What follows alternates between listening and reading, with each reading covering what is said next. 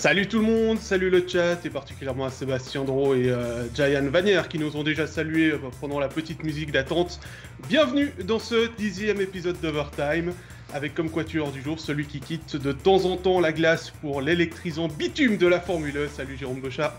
Salut à tous. Celui qui forme désormais un trio de choix avec Jérôme Bonnet et Steve Pochon pour les studios de Swiss League. Salut Jonathan Fillon. Salut Pascal. Et celui qui a pris l'air la semaine passée en allant 2 fois à Lausanne, 2 fois à Genève, parce que cette semaine il a 3 fois le studio, c'est Stéphane Rochette. Salut Stéphane. Salut tout le monde. Et puis celui qui a teasé, inauguré et déjà prévu une nouvelle annonce pour Overtime, donc restez bien jusqu'à la fin, c'est moi-même, Pascal Eberhardt. Bienvenue, c'est parti pour ce 10e épisode, on va parler... Une fois que Jérôme aura fini de rigoler, on va parler de l'ajournement des décisions en National League et on va revenir sur l'actualité des clubs romans de National League, bien évidemment. On salue également Christine et Vladi qui sont arrivés dans le chat et qui nous saluent.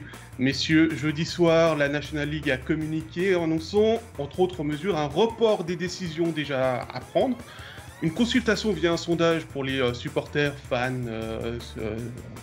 sponsors et tous ceux qui gravitent autour, et puis un groupe de travail avec la CIPU, le syndicat des joueurs. Est-ce que c'est un rétropédalage, Jonathan? Oui, moi je trouve ça ridicule. Je vais vous expliquer pourquoi, messieurs. C'est ridicule parce que ces discussions-là planaient depuis l'été, si je ne me trompe pas. Steph, je pense que je suis juste là. On savait à peu près là, de quoi il allait retourner cette fameuse révolution de la National League. Et la première décision qui est prise par la National League SA, on fait marche arrière 2 mois après. C'est complètement ridicule. Je ne peux pas concevoir qu'en 6 mois, il n'y a personne qui a allumé puis qui a dit on devrait peut-être consulter les joueurs, on devrait peut-être consulter les sponsors, on devrait peut-être aller un peu plus loin que simplement voter une décision comme ça pour le bien des clubs. Ça aurait été bien qu'on le fasse tout de suite. Là, je salue quand même la National League de commencer à vouloir s'asseoir à la table de négociation avec les joueurs pour avoir leur avis, parce que, mine de rien, ça impacte beaucoup les joueurs. Mais vous ne viendrez pas me faire croire que la National League est surprise de voir les gens s'offusquer ou les joueurs manifester, comme on l'a vu avant les matchs, là, avec les panneaux, les banderoles et tout. C'est sûr qu'ils ne sont pas surpris de voir ça. Là. C'était écrit dans le ciel. Moi, je pense qu'ils sont quand même surpris de voir les joueurs faire une action comme ça. Je pense que c'est l'action, ils ne s'y attendaient pas. Ils savaient que les joueurs n'étaient pas contents, ils savaient que les spectateurs n'étaient pas contents non plus, mais de voir tout à coup les joueurs ne pas jouer le premier engagement, mettre des banderoles, retarder le début du match, je pense que là, ils se sont dit « on est peut-être allé un peu trop loin ». Après, ce que je salue aussi, c'est que maintenant, ils ont fait ce sondage, ils font participer les joueurs autour d'une table, on demande aux spectateurs, aux médias ce qu'ils en pensent, ça c'est bien, mais je rejoins Jonathan, ils auraient dû faire ça dès le départ. Mais Steph, est-ce que le sondage, ça va vraiment changer quelque chose? Est-ce qu'ils ont vraiment à faire? Est-ce que la National League peut vraiment savoir ce que les partisans en pensent et qu'ils vont le prendre en compte pour les décisions? Non, moi je pense que c'est juste un coup marketing. Ils ont engagé une boîte de communication, puis ils ont dit comment on pourrait rattraper le coup. On a été maladroits, on pensait qu'avec le coronavirus, on pourrait passer n'importe quoi en dessous du tapis, puis personne ne verrait. Ça n'a pas marché. Là, ils se sont dit oi, là on est dans la merde. Alors on fait quoi? Engage une boîte de communication qui dit faites un sondage. Dites aux gens, donnez l'impression, faites un sondage du genre service marketing d'une société, service à la clientèle. Votre opinion est importante pour nous. Merci de prendre quelques minutes pour répondre au sondage suivant. Alors, il y a quelques questions qui ne sont pas très claires dans le sondage, notamment celle des étrangers. Là, il y a un ci, il y a un ça, c'est pas très clair. C'est clairement du rétropédalage. Ils ont été maladroits. Ils ont rencontré une tollée de protestation, puis ils se sont dit hop là, attends, là, on est un peu dans la merde, comme dans le Moïse. Qu'est-ce qu'on fait avec ça? Qu'est-ce qu'on fait là? On va essayer d'arrondir les angles pour tout le monde. Et moi, je suis du même avis que Jérôme. Tout le monde, dans les médias, souvent, beaucoup, ont dit « Ah, c'est quoi cette opération coup de poing, cette banderole? C'est ridicule. C'est pas organisé. Ils manifestaient pourquoi? » C'était pas important. Il n'y avait pas besoin d'envoyer un checklist, de dire « On n'est pas content avec ça, ça, ça. » C'est l'ensemble des réformes. Et je pense que cette banderole-là, aussi insignifiant que ça a peut-être passé selon l'opinion de bien des journalistes, moi, je pense que ça a eu une conséquence. Moi, je pense qu'ils se sont dit, attends, là, il y a quand même peut-être qui se passe. Il y a quelque chose qui se passe. Je rebondis, Steph, sur ce que tu dis. Moi, ce qui m'a surtout frappé, c'est que l'action, elle était non seulement des joueurs, mais il était concerté avec les groupes de supporters. Hein. C'est eux qui ont fait les banderoles, c'était signé. On a d'ailleurs vu des associations assez rigolotes, puisque le Virage Ouest et les IG02 ont dû faire les banderoles en commun pour le Lausanne-Genève. Mais c'est pas seulement un bloc qui s'est opposé à eux, c'est aussi le bloc qui fait que le hockey il est populaire en Suisse. Parce qu'il ne faut pas oublier que, oui, les joueurs, les clubs, s'ils n'existent pas, il n'y a pas de hockey sur glace, mais les supporters, ils amènent cette ambiance qui amène aussi une partie des sponsors qui se disent « Ah, bah, on a de la visibilité, puis finalement, c'est chouette d'aller au match aussi, parce qu'on passe un bon moment, même sans regarder le match, il y a toujours, on peut savoir ce qui se passe grâce aux supporters. » Au final, c'est tout le microcosme non propriétaire qui s'est un peu mis contre cette décision. Donc au final, oui, il fallait faire un rétropédalage. Tu le dis, c'est un coup de com', clairement. Maintenant, il ne faut pas décourager non plus les gens à aller faire ce sondage et puis donner leur avis. Parce qu'effectivement, s'il y a 97% de voix qui sont contre l'augmentation du nombre d'étrangers, ils vont peut-être devoir revoir la réforme différemment. Moi, je vous pose une question. Les résultats du sondage, est-ce qu'ils vont les publier? Première Alors question. C'est la grande question, ça. Est-ce qu'on peut leur faire confiance aux résultats du sondage? Est-ce qu'il y aura une firme comptable, des notaires qui vont vérifier si c'est scientifique, là, parce qu'ils peuvent les manipuler comme on veut, hein? Ben, Steph, ils n'ont pas communiqué de date que le sondage allait paraître, que les résultats du sondage allaient paraître. Donc, je pense que si ça tourne en leur faveur, ils vont les montrer. Si c'est contre les réformes, ben, ils vont les garder pour eux. Mais les fameuses banderoles, là, ça a beaucoup fait jaser, mais en même temps, les gens trouvaient que, ça allait avoir son impact ou quoi que ce soit.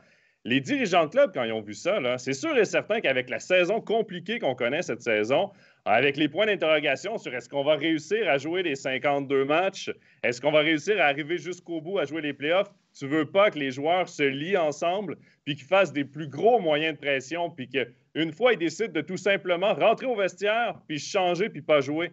Puis tu veux pas des moyens de pression plus forts que ça. Donc, c'est un peu pour ça, je pense, qu'on a rapidement réagi à cette forme de manifestation qui était, disons-le, pacifique, qui était très correcte. On faisait passer les biens du hockey suisse avant ceux des joueurs sur les pancartes, sur les banderoles et tout. Mais tu veux pas risquer d'avoir des manifestations plus importantes, entre guillemets, qui pourraient justement mettre en péril un peu le reste de la saison pour avoir 12 équipes à 52 matchs, parce que c'est le souhait de tout le monde. Tout le monde veut avoir 12 équipes à 52 matchs et pas un classement point par match. Exactement. Puis il y a un article dans La Liberté il y a quelques jours, je pense que c'était vendredi ou quelque chose comme ça. Très bon article de Patricia Morin qui donnait la parole à Raphaël Berger. Et Berger, tout à coup, s'est assoupli un peu. Hein? Lui qui était très arrogant avec les joueurs, ils n'ont rien à dire, c'est que des employés, etc. Il était d'une arrogance crasse, je dirais même, quand on a commencé ces réformes, l'heure de dire c'est nous qu'on va décider. Puis là, finalement, il a dit l'association des joueurs, on va quand même discuter avec eux. Ah bon? Ah bon? Qu'est-ce qui a changé, Raph, tout à coup, mon ami? Tout à coup, on reconnaît l'association. Klaus Stoll, qui est un journaliste influent, dit que c'est de l'opérette, c'est n'importe quoi, cette association, etc. Ah, tout à coup, elle existe. Tout à coup, on va prendre en compte. Opération banderole insignifiante, pas tant que ça, mon avis. Et puis, il y a eu des commentaires dans cet article-là qui m'ont choqué un peu, de la part de... C'est pas l'article qui m'a choqué, c'est les commentaires de Berger, qui dit qu'il n'y a pas assez de joueurs en Suisse pour fournir cette ligue top niveau, le niveau du championnat, avec 4 étrangers. Lui qui était contre les étrangers il y a 2 ans en disant qu'il n'y a que les clubs riches qui vont pouvoir en profiter, maintenant il nous dit, 2 ans plus tard, qu'il n'y a pas assez de joueurs pour fournir la National League. Qu'est-ce qui a changé? Quelqu'un peut me répondre à ça? Est-ce qu'il y a moins de joueurs, il y a moins de licenciés? Non. Il a un gros mouvement junior à Fribourg, il ratisse partout. Il n'y a pas assez de joueurs. Et tout d'un coup, il n'y a pas assez de joueurs, il faut avoir 7 étrangers. Parce que notre championnat est devenu tellement bon. Après ça, il va encore plus loin. Et ça me choque. Il dit qu'il n'y a pas assez de jeunes joueurs de hockey en Suisse qui sont prêts à faire tous les sacrifices pour devenir hockeyeurs professionnels. On se moque de qui, là? Fribourg a-t-il un des plus gros mouvements juniors en Suisse? Est-ce qu'il sait de quoi sont faits les journées des novices élites, juniors élites, qui se lèvent tôt le matin, qui vont à l'école toute la journée parce que les sports-études, c'est pas tout à fait ça, qui s'entraînent le soir, qui rentrent à 10 heures, qui sont dans le rouge toute l'année parce qu'il n'y a pas d'adaptation scolaire, etc. On a dit que les jeunes ne sont pas prêts à faire les sacrifices pour devenir pro. Moi, j'aimerais ça qu'ils passent dans toutes les réunions de parents du mouvement junior puis qu'il dise ça devant les parents, voir combien de fois il va se faire ramasser. Excuse-moi, là, c'est un scandale. Ça m'a énervé, mais ça m'a vraiment énervé parce que là, il attaque des jeunes qui disent finalement qu'ils n'ont pas la volonté, l'attitude, etc. Wow! Ça c'est tout pour justifier son augmentation de nombre d'étrangers. Pas assez de joueurs en Suisse, puis les jeunes joueurs en Suisse sont trop soft. Ils ne veulent pas faire ça. Hey, là, on déborde complètement. Là, il dérape complètement. Bon. Alors Stéphane, moi je te propose qu'on revienne sur les deux propos de Raphaël Berger que tu viens de mettre en avant.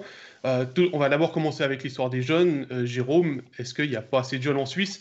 Moi, personnellement, je n'ai pas l'impression. Hein. J'ai entendu plusieurs fois, il y a déjà 10 ans en arrière, des mouvements juniors qui refusaient des jeunes parce qu'il n'y avait pas assez de temps de glace à disposition.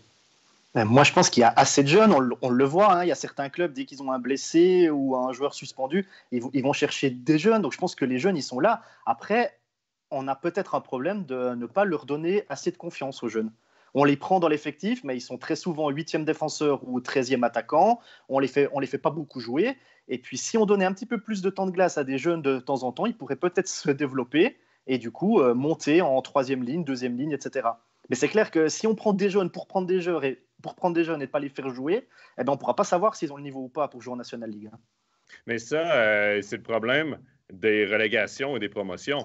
Parce que tu risques beaucoup en mettant des jeunes dans ton effectif. Si tu regardes en Amérique du Nord, le hockey s'est rendu une ligue de jeunes vétérans. Les meilleurs éléments des équipes ont 24, 23, 25 ans à peu près. C'est là-dessus que tu bâtis ton noyau. En Suisse, c'est une ligue vieillissante. Pourquoi? Parce que tu veux t'assurer des meilleurs joueurs disponibles pour éviter la relégation parce que c'est un coup dur si tu passes en Swiss League. Puis tu ne sais pas quand tu vas pouvoir remonter. Donc, à ce moment-là, comme une année comme cette année, ben, tu vois, Langnau n'ont pas tellement investi, font jouer des jeunes. Il y a un peu plus d'espace pour mettre des jeunes dans les 2 premiers blocs. Puis c'est juste bon pour le développement d'un jeune. Il faut que tu lui donnes, comme tu dis, Jérôme, du temps de qualité au bon endroit. Ça, c'est écrit dans le ciel. Puis pour revenir, Steph, à ce que tu disais des propos de Berger, tu dois, comme propriétaire de club, comme dirigeant de club, respecter tes joueurs. Pourquoi? Oui, ça reste des employés, entre guillemets, mais si les joueurs ne sont pas sur la patinoire, ton produit ne se vend pas. Ils ne sont pas remplaçables. Tu es dépendant de tes joueurs. Donc, commence à les respecter, puis assieds-toi à la table de négociation avec eux pour faire des réformes, parce que c'est eux que ça touche et c'est ton produit que tu vends que ça touche. Alors, Jonathan, je vais rebondir sur ce que tu disais par rapport à la promotion-relégation, parce que c'est un sujet qui est très sensible en Suisse, hein, surtout en Suisse. Avant de parler de ligue fermée comme c'est actuellement, pourquoi pas faire alors soit une méthode à l'Allemagne, c'est-à-dire qu'à fermer la DEL pendant un laps de temps. Hein. La relégation a été réintroduite 7 saisons en DEL pour permettre à la deuxième DEL de se développer aussi, tout simplement, d'aller augmenter son produit, ses revenus, et puis finalement arriver à un niveau comme en Suède où finalement les équipes de bas de classement de SHL et de haut de classement d'Allsvenskan ont des budgets qui sont quasi similaires, parce que le problème, il est aussi là, tu l'as si bien dit, une relégation, c'est une catastrophe financière actuellement en Suisse. Il faut que le produit en dessous, la Swiss League, se développe aussi pour que les clubs de haute Swiss League qui puissent chercher la promotion et prendre une place dans le club de National League ne mettent pas non plus en danger la santé financière, entre guillemets, mettent en danger, hein, parce que l'intérêt sportif de chacun passe avant tout, mais des clubs qui pourraient être relégués et ainsi éviter qu'il y ait un drame à tous les échelons, parce qu'il y a un club, par exemple, on va prendre Ambry, qui, s'y est relégué, c'est clair que ce serait une catastrophe financière. Et puis moi, je rajoute un autre truc qui était dans l'article La Liberté, qui est un excellent article qui résume très bien la mentalité des propriétaires. Lui, il affirme que ce n'est pas du rétropédalage. Non, on n'a pas changé notre idée. On va quand même faire un sondage, mais si on n'a pas changé notre idée, on a simplement remis. Le message, c'était ça. Répondez au sondage, ça va être sympa, mais on ne changera pas d'idée. Et puis au moins, on va quand même discuter. On va quand même faire semblant de vous écouter. Puis il dit dans l'article que l'escalade des salaires, l'augmentation des salaires, c'est la faute à tout le monde. C'est la faute aux propriétaires, aux dirigeants de club, aux agents puis aux joueurs. Excusez-moi, mais à la fin, là, moi, comme employé, je peux demander le salaire que je veux, mais où je peux avoir le meilleur agent de la planète. Mais si l'employeur me dit non à la fin, c'est pas moi qui va dicter mon salaire.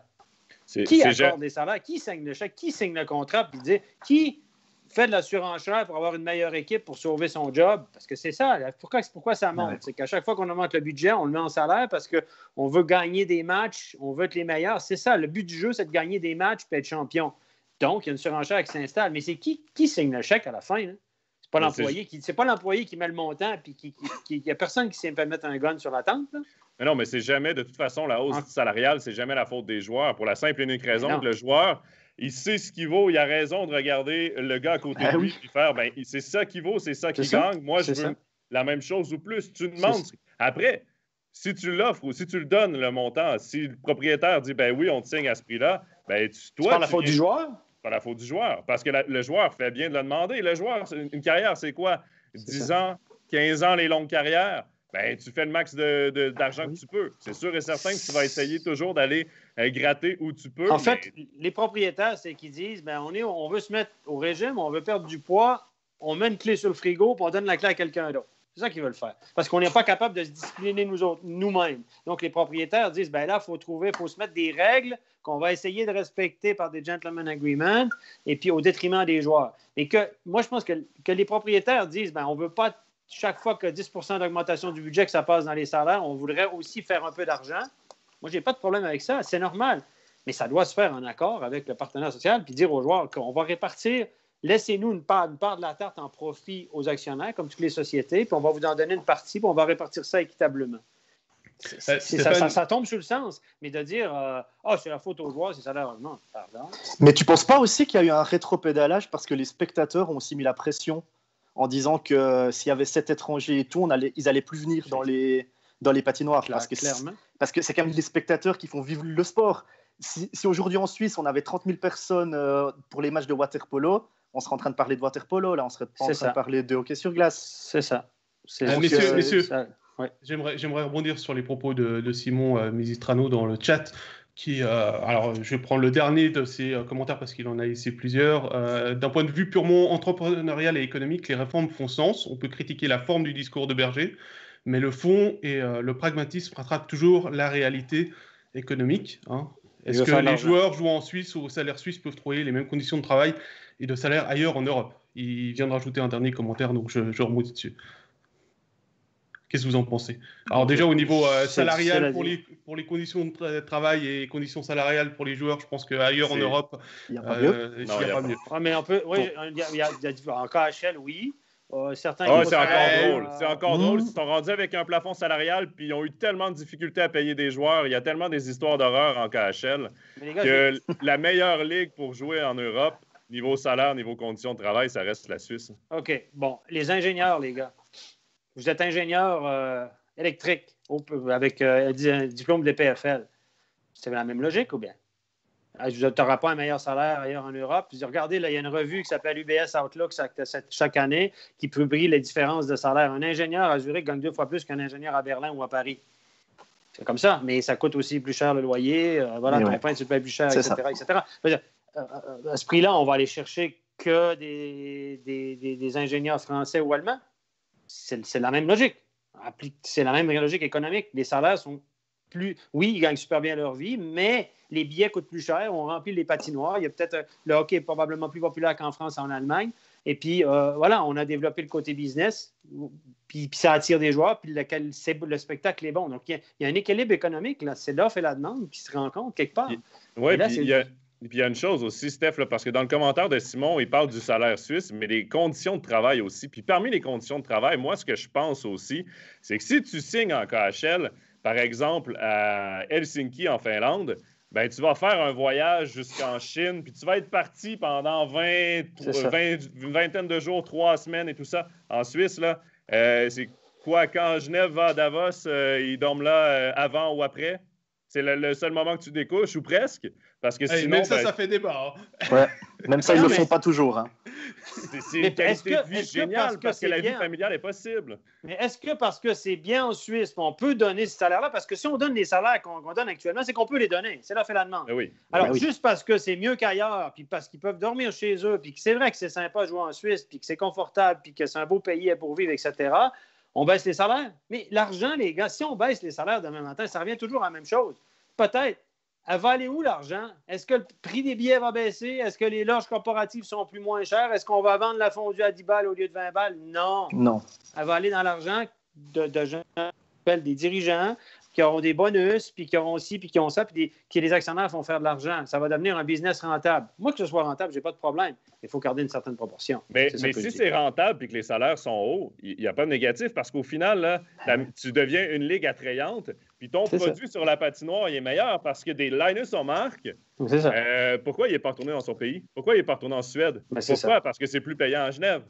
Il le sait. Ben, c'est ça. Tu attires des joueurs, de meilleurs joueurs en Suisse parce que tu as les moyens de les payer parce que la Ligue est en santé malgré tout ce qui se passe. C'est sûr que la dernière année est plus difficile dû au COVID, mais sinon, c'est une Ligue qui est en santé. C'est un pays qui oui, les salaires sont bons. Profitons. Amenons les meilleurs joueurs disponibles. Ton produit sur la glace est meilleur. Les gens vont venir. Les sponsors sont là. Ouais. C'est une roue qui tourne. Plus ton produit est meilleur, plus tu as de rentrées d'argent. Pourquoi c'est mauvais que les salaires soient élevés? Là? Je veux dire, ils veulent diminuer l'escalade des salaires. Oui, mais c'est parce qu'ils sont capables de le verser. Parce qu'ils veulent se garder une marge. C'est tout. L'escalade des salaires, en quoi c'est problématique que Hoffman gagne 800 000? En quoi c'est problématique?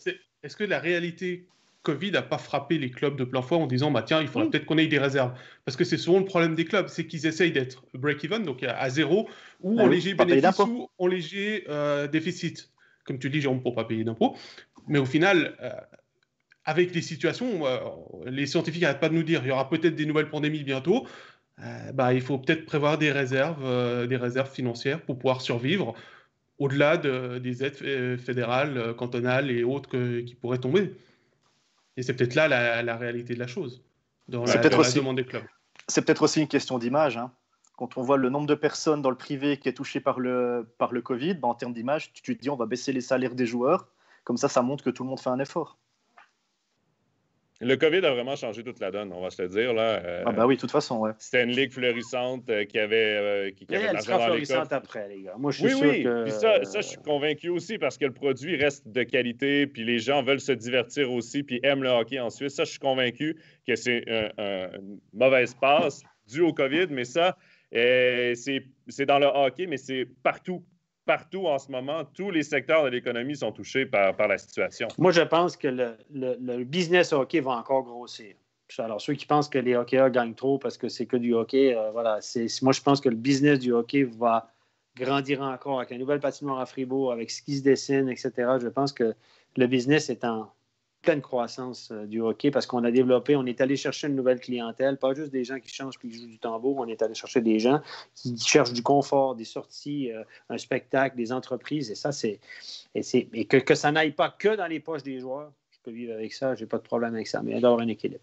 Le meilleur exemple, ça reste la NHL. Quand ils ont fait le lockout en 2004-2005 pour mettre le fameux plafond salarial, tout le monde avait peur justement que ça descende, que ça fasse mal à la Ligue et tout. Et depuis ce temps-là, les salaires sont plus hauts qu'ils étaient. La Ligue a fait que grossir, grandir et tout. Donc, c'est pas nécessairement parce que tu fais un petit pas en arrière que tu n'en feras pas 8 par en avant. Ça, c'est sûr.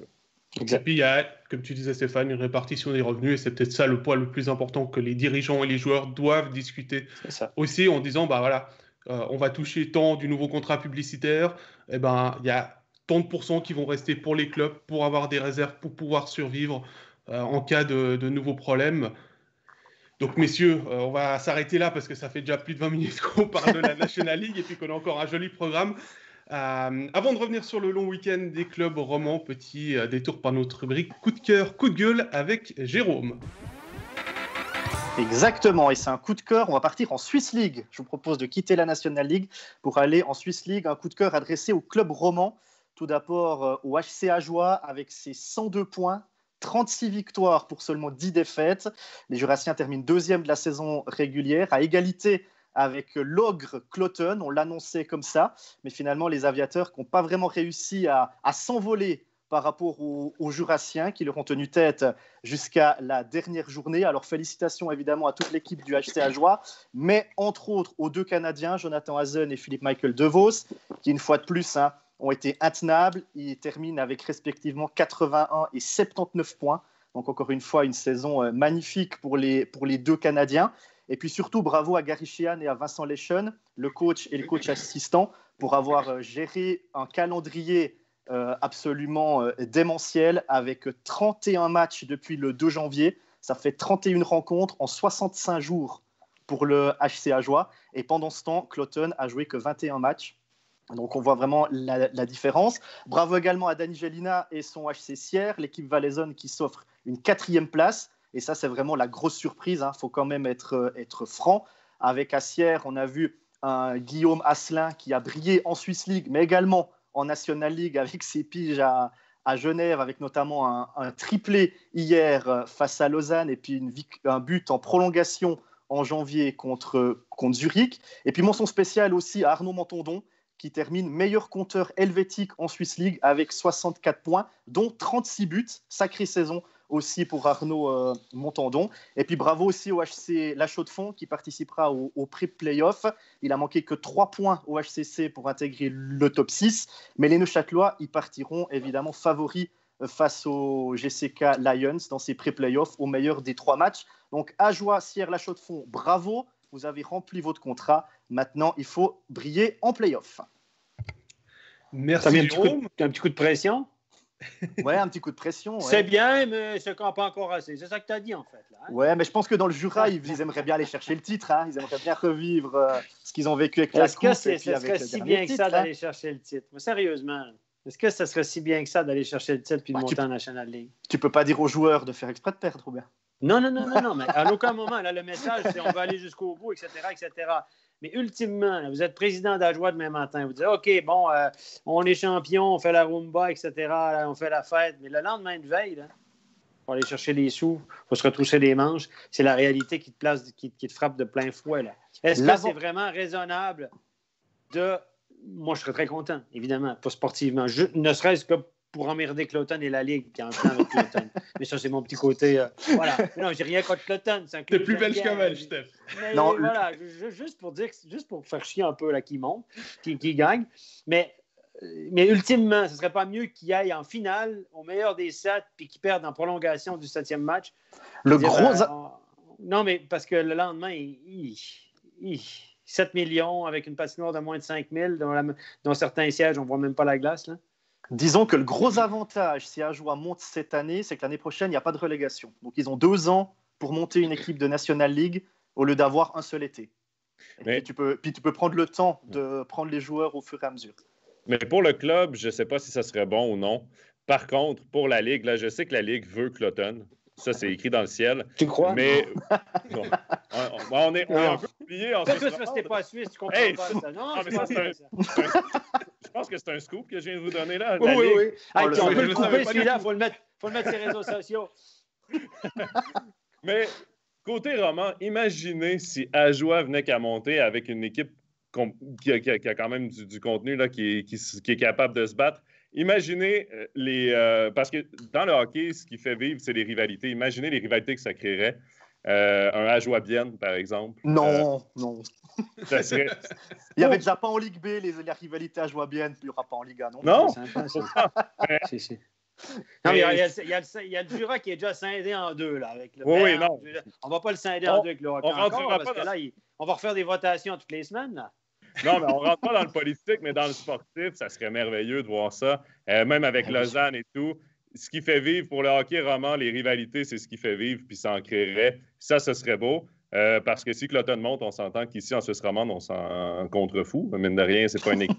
je veux dire, c'est une autre équipe zurichoise, puis c'est tout. Mais ce serait intéressant de voir. Écoute, dans ton coup de cœur, Jérôme, moi, j'ai un petit bémol, c'est la Chaux-de-Fonds.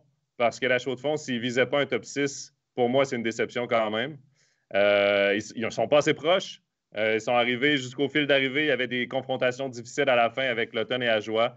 Ils sont arrivés trop courts. Mais le petit bémol sur cette saison romande en Swiss League, c'est la Chaux-de-Fonds. Mais quelle saison de Sierre! Ça, c'est juste merveilleux. Ils ne s'en attendaient pas. J'espère juste qu'ils vont faire un bon bout de chemin en play-off aussi. Alors, messieurs, on va continuer un petit peu avec la Swiss League. On a 2 questions. La première, celle d'Arnaud Torche, je pense supporter du HCA, vu le tournant de la question. Quand on voit les performances d'Asselin avec Genève, on se dit qu'une ligne Azon, DeVos, Asselin serait excellente en National League. Et les 3 ensemble pour le prix d'un Hoffman, ça laisserait une grosse enveloppe pour le 4e étranger et les Suisses. Qu'en pensez-vous? Stéphane, toi qui as commenté hier le triplé d'Asselin. Il faut faire attention, là, c'est du court terme, c'est 3 matchs, 5 points, c'est super, là, mais sur la longueur, personne ne le connaît. Après ça, quand l'autre équipe commence à faire de la vidéo contre toi, des statistiques, on va attendre, c'est du très, très, très, très, très court terme. Oui, ces 3 Québécois-là pourraient jouer en National League, mais après, la coche au-dessus, là, c'est la coche au-dessus pour tout, pour le côté physique, pour l'engagement, tu joues contre les meilleurs défenseurs de la Ligue de l'autre côté chaque soir, t'es matché.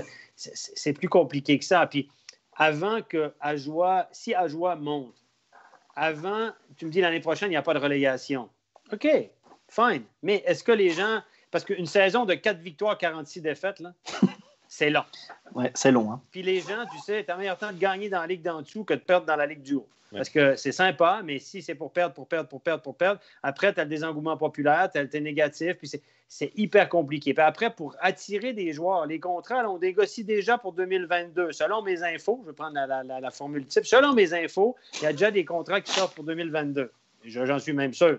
Donc là, tu arrives sur le marché tard, puis là, il faut que tu commences. C'est compliqué, là. C'est 2 puis 3 ans de M avec un des plus petits budgets. Parce que là, on parle d'un budget de 7 millions global. On ne parle pas des salaires à 7 millions. Hein? Parce que si la moyenne des salaires est à 10, 11 actuellement, là, ça veut dire qu'eux, avec un budget de 7, peut-être que tu as 4-5 millions de salaires. Puis on parle du plancher à 5. Mais monter, OK, mais c'est toujours la relation du... Est-ce que ta meilleure tête est un gros poisson dans le petit bocal qu'un petit poisson dans le gros bocal? Puis tout le temps perdre. Parce qu'au bout d'un moment, les gens, on est en Ligue 1, mais on perd tout le temps. Les gens, ils veulent gagner. Ils veulent gagner, les spectateurs, au bout d'un moment. Stéphane, tu parlais budget, donc je vais rebondir sur la question de Simon qui justement parle budget. Il voulait savoir si on savait à peu près quelle était la différence de budget entre Ajoa et Langnau actuellement. Écoutez, de mes informations, les plus petits budgets salariaux de la Ligue sont à peu près à 7 millions de salaire. Je ne parle pas du budget, parce que là, tu as des frais à côté. Hein? Je veux dire, un budget, il n'y a pas que les salaires des joueurs. On est à ça, 7 millions, à peu près. Et on parle d'Ambry de quelque chose de 7-8 millions de salaire. Donc, on peut imaginer pour Langnau un budget identique. À peu près. Mettons 7, mettons 6, entre 6 et 8, quelque part de salaire. Ça veut dire que le budget de Langnau, ça monte facilement à 10, globalement. Vous vous rendez compte? 3 millions de plus qu'Ajoa. Puis je pense que je suis très conservateur dans mes chiffres. Le budget global, on parle d'un budget. Regardez, Fribourg-Gotteron, avant la nouvelle patinoire, c'est 20 millions. Le budget de revenus globaux. Le budget, c'est les revenus totaux engrangés. C'est 20 millions. Ça va peut-être passer à 25 avec la nouvelle patinoire si on la remplit. 7 millions pour Ajoa. À un moment donné, tu ne joues pas dans la même, dans la même ligue. Là. Au bout d'un moment, ça finit par te rattraper. Oui, la volonté, toute une région derrière toi, blablabla. Puis tu as une patinoire de 4600, puis il y a quelques centaines de sièges que tu ne vois même pas la patinoire qui sont invendables, à moins qu'on refasse le truc. Il y a des vis de construction.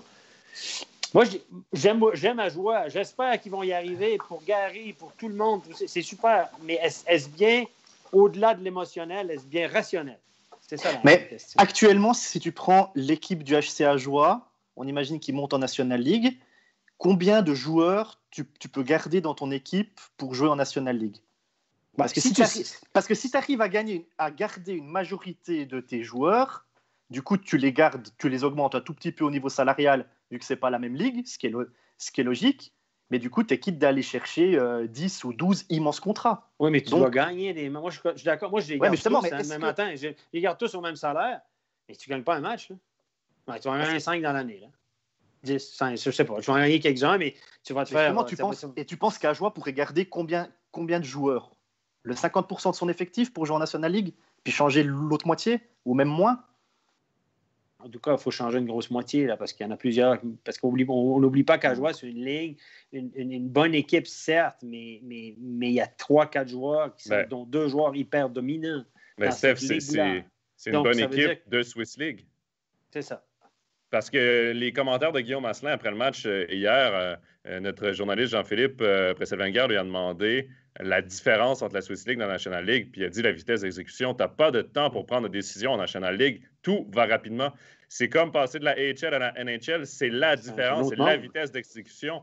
Donc, il y a la moitié des joueurs qui pourraient probablement pas connaître du succès en National League dans l'équipe d'Ajoie aujourd'hui. Puis, c'est là, ça va être là s'ils montent. Il faut que tu commences à regarder. Puis, DeVos et Hazen, je les adore. De très bons joueurs. mais il faut quand même que tu les entoures avec d'autres étrangers de renom, entre guillemets, là, des gars que tu vas aller chercher, mais qui ne feront pas juste regarder la parade, mais qui vont participer. Là. Parce que tu joues contre ta joie le même matin avec la même équipe en Liga, là, en National League. Tu as juste à t'occuper d'Hazen puis de Vos. Tu es sur leur dos. Tu es sur leur dos pour pas dire sur leur cul toute la journée, puis c'est fini. Hein? Puis on ne peut pas comparer avec la Coupe de Suisse qu'ils ont gagné l'année dernière, parce que la Coupe de Suisse, c'est des matchs, c'est un match. Les équipes ne se préparent pas de la même façon pour un match dans ce tournoi-là que pour une saison de National League. Non. Tu fais moins de vidéos, Mais on l'a vu, Davos a pris à jouer un petit peu de haut lors de la finale, hein, d'ailleurs. Et puis je profite juste de m'excuser auprès d'Arnaud, puisqu'il me dit qu'il n'est pas supporter d'Ajoie. Désolé, c'était une supposition. Ouais, et puis ce qu'il ne faut pas oublier, c'est qu'avant, quand il y avait le tour de relégation Liga-Ligue B, si l'équipe de Ligue B montait en Liga, elle prenait des joueurs de l'équipe de Liga qui venaient de descendre. Donc tu pouvais prendre des joueurs qui avaient l'habitude de jouer en National League. Tandis que là, il n'y aura pas de relégation. Donc là, c'est vraiment avec que des joueurs nouveaux. Je vois que Simon nous pose une question. Est-ce que le budget d'Ajoie est tellement différent de celui de Cloton? Oui, celui de Cloton est déjà à 10-11 millions. Oui, déjà, 10-11 millions. Cloton, ils ont fait la formule, j'ai envie de dire formule Genève, formule Bienne, formule Bâle, formule Lausanne, c'est-à-dire de monter une équipe clairement qui est au-dessus en Swiss League pour pouvoir monter en National League. Les joueurs qui sont engagés, ils ont déjà la clause Liga avec le salaire Liga après. Il y a Arnaud, juste Pascal, avant que tu continues, il y a Arnaud qui dit Di Domenico, il est arrivé de faire, et Asselin, il arrive de faire le saut entre la Swiss League et la National League, alors pourquoi pas Hazen et De Vos? Tout dépend oui, les joueurs ont du talent, mais où tu vas les utiliser? Parce que avec qui Asselin est sur le power play, avec Fair et Moy, il y a du temps de glace. Je veux dire, il est dans le siège qui doit être. C'est un joueur qui est là pour marquer des buts. Il est dans un rôle pour marquer des buts. De Vos et Hazen, il faut aussi qu'ils soient dans un rôle de premier, deuxième bloc en National League s'ils veulent connaître du succès. Ce pas des joueurs que tu peux utiliser sur un troisième, quatrième bloc. Ça, c'est écrit dans le ciel. Donc, ça dépend toujours du rôle qu'ils auront dans l'équipe avec laquelle ils vont monter, qui va dicter s'ils vont réussir ou non. Je rajouterais pour Di Domenico qu'il a même fait un pas supplémentaire dans sa progression parce qu'il jouait avec Langla en Ligue B à l'époque. Il est venu en National League et puis il est parti en NHL puis maintenant il est revenu en National League. Donc c'est aussi des capacités qu'il avait à disposition. Moi, ce que j'ai peur avec Hazen et De Vos, c'est qu'il soit trop estampillé aussi Swiss League vis-à-vis. Alors s'il monte avec Ajoie, tant mieux. Mais vis-à-vis pour un autre rôle, j'ai peur qu'il soit trop estampillé Swiss League aussi par les autres directeurs sportifs. Et moi, je me demande s'il ne faudrait pas les prendre les deux ensemble. Et est-ce qu'un club va les engager les deux ensemble? C'est ça et les faire jouer les deux ensemble. Ouais, et les faire jouer, c'est ça. Ils viennent en duo. Parce que de toute façon, dans le hockey moderne, tu fonctionnes par duo. C'est deux joueurs qui jouent depuis tant d'années ensemble, qui connaissent du succès ensemble. Ce serait un peu con de les séparer parce que tu prends un des deux, mais c'est des compléments les deux. Puis en même temps, est-ce que justement, Pascal, comme tu dis, c'est des joueurs qui sont vraiment catégorisés Swiss League? Est-ce qu'on va être autant patient que si, par exemple, c'est des gars qui arrivent de la AHL en Amérique du Nord? Écoute, il y a des exemples précédents qui existent. Je vais rappeler les souvenirs des Sierrois, là, avec Derek Cormier et Lynn Ginman. Je ne sais pas si vous vous souvenez d'eux. Alors, Jonathan, toi, parce que tu n'étais pas en Suisse, tu ne les connais pas. Non. Mais Cormier et Ginman, ils ont essayé la Liga. Ginman a plus joué en Liga avec Davos, mais au final, il a fait 6 mois avec Davos et au bout de 6 mois, il était de retour à Sierre parce que ça n'allait pas. Il a été très bon au play-off quand il était allé en licence B avec Davos, mais dès qu'il fallait porter l'équipe, il n'y arrivait pas. C'est ça. Est-ce qu'ils peuvent être ces gars-là seraient de très bons joueurs suisses de National League. Est-ce qu'ils peuvent être étrangers en National League? Avec 7, moi je dis oui. Avec 7, d'ailleurs, c'est la question de Simon.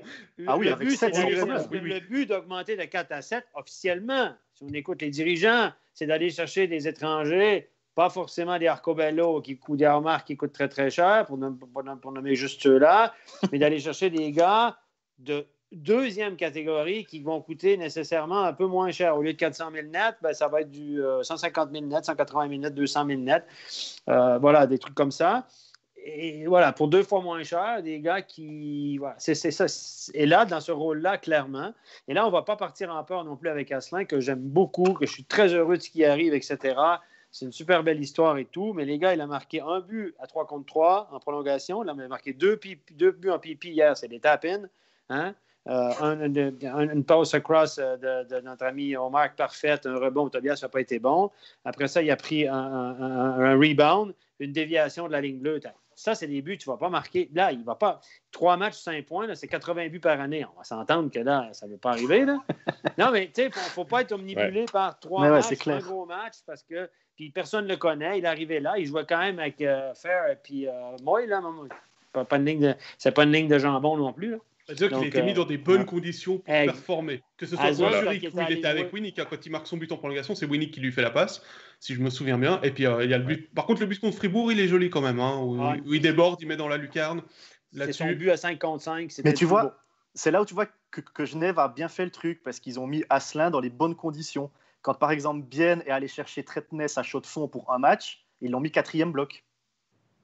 Donc il peut pas montrer ce qu'il vaut en fait. De Vos est allé à jouer à l'aile sur le 3e bloc. C'est juste que Hazen à Ambry, il n'était pas dans de bonnes conditions non plus. Non, c'était Hazen, pardon. Non, De Vos à Fribourg et puis Hazen à Ambry. C'est ça, exact. C'est juste que si Forget aussi à l'époque.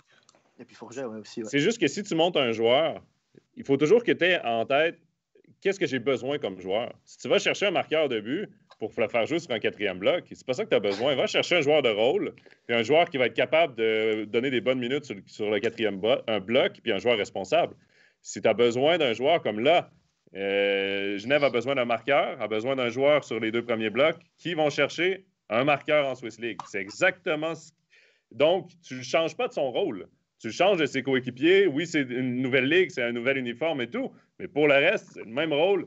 Tu ne réinventes pas son match, tu ne réinventes pas sa game, puis il le fait très bien. Oui, il est chanceux parce que les rebonds étaient sur sa palette. Je veux dire, mais ça prend de la chance au hockey aussi. C'est un bon marqueur. Il se la crée, c'est un bon marqueur. Puis il a profité des largesses de Stéphane aussi, qui a essayé d'arrêter. Sur son 2e, là, il a essayé le style Dominique Hachek. Ça n'a pas fonctionné. Mais il y a aussi des joueurs que quand ils jouent au niveau d'en dessus, ça leur correspond un peu mieux. D'autres, ils montent, puis tu dis que ça ne leur correspond pas du tout. Ils ont beaucoup de succès en Swiss League. Quand ils arrivent en haut, ça ne marche pas. Et d'autres s'adaptent bien plus facilement parce qu'entourés de meilleurs joueurs dans un jeu plus lisible, plus structuré, plus systématique, ben, ses qualités ressortent. C'est peut-être le cas d'Asselin, j'en sais rien. L'échantillon est trop petit. Mais si c'était le cas, pour lui, ce serait toute une affaire. Hein. Mais il a vraiment laissé sa carte de visite en National League quand même. Et l'échantillon ne sera pas plus grand, Stéphane, puisqu'il joue encore mardi, demain, contre Ambry. Et puis après, comme les playoffs commencent en Swiss League, s'il veut poirer des Sierre, il doit être avec Sierre. Messieurs, on va... Oui. Pascal, si c'est son dernier match en carrière en National League, il pourra au moins se vanter d'avoir une moyenne de plus d'1 but par match en carrière. Messieurs, on va retourner en National League et on va aller du côté du Seeland pour parler de Bienne. Avec cette question, messieurs, les Zélandais sont-ils encore en course pour le top 6 ? Jérôme, tu connais bien l'équipe biennoise. C'est toi-même qui nous a posé cette question. Finalement, la tâche, elle va être un peu compliquée quand même pour les biennois, j'ai l'impression. Oui, un HC Bienne qui mathématiquement est en course pour le top 6 à la lutte avec Lugano et Davos. C'est un petit peu comme ça qu'on voit la chose, mais là, Bienne a un calendrier qui n'est pas forcément évident. 3 matchs contre Lausanne, 3 matchs contre Genève, 2 matchs contre Berne qui est en train de faire une remontée au classement pour aller accrocher les pré-playoffs. Il y a encore un dernier match de la saison contre Zug.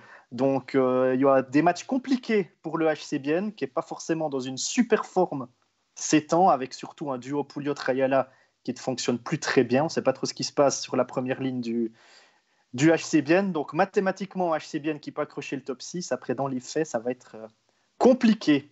Mais tant qu'il y a de l'espoir, comme on dit. Tant qu'il y a de la vie, il y a de l'espoir. Mais Bienne a bien profité là, de son calendrier parce que je crois que c'était en janvier, là, il y avait un calendrier un peu plus favorable. Ils ont bien profité, ils ont mis des points en banque. Ça a peut-être un peu changé la façon dont on les voyait, mais Steph, es-tu capable de me dire que Bienne est une meilleure équipe que Lugano et va passer devant au classement? Je pense pas. Est-ce que Bienne est une meilleure équipe que Davos? Je pense que c'est 2 équipes qui vont se battre, qui ont des largesses, qui ont des points forts. C'est 2 équipes un peu qu'on pourrait comparer, mais est-ce que, tu sais, Lausanne, c'est supérieur, Genève, c'est supérieur, Fribourg, supérieur. On ne parle pas du Zurich et Zug. Donc, ils n'ont pas de place en top 6. Moi, c'est comme ça que je vois ça. Là, ils sont en train de... Là, ils doivent sortir la calculatrice. Donc, mathématiquement, c'est possible, mais là, il leur reste 10 matchs sauf erreur. Ils ont 42 matchs de jouer. Il leur reste une dizaine de matchs. Là, ils doivent gagner 3 ou 4 matchs de plus qu'une des équipes en haut d'eux. Donc, ça veut dire que pour les 10, donc, 3, ils ne doivent pas en gagner 3, ils doivent en gagner 3 de plus. Ouais, donc ça ils doivent gagner au moins 7 matchs. Quoi. Si Bienne en gagne 7, il faut que les autres s'accrochent et n'en gagnent que 4 pour qu'ils passent devant. Et si Bienne en gagne 6, ce qui serait très bien payé au vu du calendrier, ben, il faut que les autres n'en gagnent que 2 ou 3. Donc là, il faut non seulement qu'ils gagnent beaucoup de matchs, mais qu'ils comptent sur les défaites des autres. Il y a les confrontations directes, vous allez me dire. OK. Mais là, ça commence à être des calculs. La probabilité statistique qui arrive, là, il faudrait vraiment, vraiment que les étoiles soient alignées. Pas impossible, mais compliqué. Disons qu'il y a un élément, tu parlais des confrontations directes, mais c'est contre Genève et Lausanne qui a le plus de confrontations directes. Et c'est des clubs qui ont beaucoup de matchs à jouer. Donc d'un autre côté, ils ont moins même 4-5 matchs de moins. Voilà, c'est que Bienne, en même temps, bah oui, comme le dit Simon dans les commentaires, ils sont vraiment, et comme tu l'as dit Jérôme, ils sont vraiment en course contre Davos et Lugano. Oui. Il peut arriver une catastrophe à Lausanne et à Genève durant cette période, hein, à l'accumulation des matchs, les blessures. On ne leur souhaite pas, bien évidemment, mais c'est clair que ça va être très compliqué. Et je suis comme toi, je les vois plutôt à la 7e place qu'à la 6e place. On est d'accord. Pas de débat. Voilà. On a réglé le cas du HC Bienne. Ouais, et dans les commentaires. Allez, dans le chat, c'est assez d'accord avec nous. Je glisse juste une parce qu'elle m'a fait sourire, mais elle est passée au moment où il y a eu le jingle. C'est Mickaël qui a fait un gros clin d'œil à Stéphane Poraslan en disant que la loi de la moyenne le rattrapera. Là, c'est pas trop dur, mais je ne peux pas me tromper là-dessus. Je le trouvais joli, c'est un œil, mais j'ai juste pas eu le temps de le placer avant qu'on passe à Bienne. Bon, bah, on aura fait très court sur Bienne. Bon, on va essayer de faire un petit peu plus long sur les autres. On va passer avec Lausanne. Lausanne qui a connu 2 résultats identiques au niveau du score ce week-end. Hein, a battu Zurich 5-1 et s'est incliné hier 5-1. Il y a une question de Fred qui nous est venue en avance sur Twitter qui nous demande pourquoi Craig McTavish n'essaye pas le pari de jouer avec 4 attaquants étrangers pour la suite de la saison, enfin pour un des matchs en tout cas, Jonathan. Ce serait un bel essai. Moi, j'irais aussi dans cette avenue-là parce que niveau défense, Lausanne, je veux dire, ils ont de la profondeur en défense, ils ont une bonne défense, ils ont 2 bons gardiens. Moi, écoutez, je ne sais pas, on va partir les débats. Corey Conacher a été donné à Berne le 16 février. Depuis ce temps-là, Lausanne a 3 victoires, 7 défaites. Je ne dis pas que Corey Conacher était le joueur qu'on attendait à Lausanne. Mais par contre, c'était quand même un joueur important à Lausanne. Et là, tu défais un peu ton vestiaire. Est-ce que ça pourrait expliquer pourquoi on a tant de difficultés qu'on ne reconnaît plus Lausanne? Parce que mine de rien, tu enlèves un morceau qui, non, n'était pas le morceau qui te faisait gagner à chaque soir. Ils n'ont pas enlevé Denis Malgin. Mais quand même, tu enlèves un morceau qui peut-être dans le vestiaire est un bon joueur. Tout ça pour sauver de l'argent. Moi, je trouve que là, on va pas accuser Lausanne de sauver de l'argent, là. Non, on a dit, hey, les gars, là, oh là là, moi, c'est le monde à l'envers. C'est l'hôpital qui se fout de la charité. Aïe, non, mais tout le monde dit que c'est des gros riches qui dépensent à tort la rigole et tout, puis là, ils veulent sauver un peu d'argent. On dit, le Lausanne, ils ne vont pas commencer à sauver de l'argent maintenant. Non, mais à ce moment-là de la saison, est-ce que tu penses budget ou tu penses victoire? Moi, je trouve que le timing est moyen parce que c'est sûr que cet été, tu t'offres Conacher à Berne, probablement qu'ils le prennent aussi. C'est sûr que Berne est. Oui, ils étaient dessus. Il y avait la même offre qu'à Lausanne, mais une année de plus à Lausanne. T'attends cet été, mais tu ne défais pas ton noyau pour aller chercher un Udacek, qui n'est pas mauvais, mais je veux dire Udacek. Parce que c'est vraiment lui qui peut te faire gagner. Je pense que Conacher a plus de chances de te faire gagner que Udacek au final. Ouais. Quelle était l'attitude de Conacher dans le vestiaire, se sachant pas désiré par sa direction? Il y a ce problème-là aussi qu'il faut prendre. Après, timing is everything. Au moment où il y a eu où Leoné, Conacher et Tchaka ont été pris d'aller voir ailleurs, il y a eu la blessure de Barberio, il y a eu la blessure de Joris, il y a eu tout d'un coup Almon Kamaludo. Il a fallu aller chercher Stéphane Bolsauer qui se blesse pour un match. Tout d'un coup, il y a eu plein de trucs qui leur sont arrivés en même temps. Ça, à part les quarantaines, Lausanne, tout allait bien, hein, notamment en défense. Ils ont joué la première moitié de la saison avec les 7 mêmes défenseurs sur la glace. McTavish, il n'a même pas besoin de réfléchir, de savoir comment est-ce qu'il faisait son alignement. Il changeait juste Stéphane ou Bolsauer quasiment. Et là, tout d'un coup, boum, il y a tout qui se passe en même temps. Je pense qu'il y a aussi le retour de Manivelle, tout ça. Et comme le dit Simon, c'est très rigolo. C'est un peu AC/DC en ce moment à Lausanne. C'est sur courant alternatif. Et puis Sébastien nous dit que Corey Conacher, lui, en tout cas, il fait du bien à Berne, et ça, c'est vrai. Ah ben, oui. Oui, il y a 10 points en 8 matchs à Berne, mais est-ce que de sortir 3 joueurs rapidement comme ça ne crée pas des questions aux autres? Parce qu'à un moment, là, des joueurs qui ne sont pas assurés de leur poste ou qui se posent un peu des questions, tu dois te dire, est-ce que c'est moi le suivant? En même temps, Léoné, il n'était pas aligné régulièrement. Chaika, il a joué 2 matchs. De toute façon, Léoné voulait partir du côté de Zurich. Chaika, je veux dire, ça, on l'a donné, c'est pas grave. Négligeable. Mais tu enlèves quand même un morceau important, un étranger important de ton équipe qui connaissait peut-être pas ses meilleurs moments en carrière, puis on le sait, mais c'est un joueur qui a déjà remporté le championnat de la AHL. C'est un joueur qui, en play-off, a prouvé qu'il était capable d'être bon. Puis là, tu t'en débarrasses à l'approche des play-offs alors que tu te bats pour un top 3. Je trouve le timing bizarre. Alors, moi, je veux dire 2 choses. Conacher, j'ai l'impression que c'est depuis qu'il est parti qu'on voit le niveau qu'il apportait au Lausanne Hockey Club. Parce que c'est vrai qu'il ne faisait pas une super forte impression avec Lausanne, mais maintenant qu'il n'est plus là, on se dit, ah ouais, il était quand même important, Conacher, même s'il a fait des matchs dans la tribune en étant quelquefois surnuméraire. Et c'est vrai qu'à Berne, là, il flambe pas mal. Et puis, sur les 10 derniers matchs, Lausanne en a perdu 7.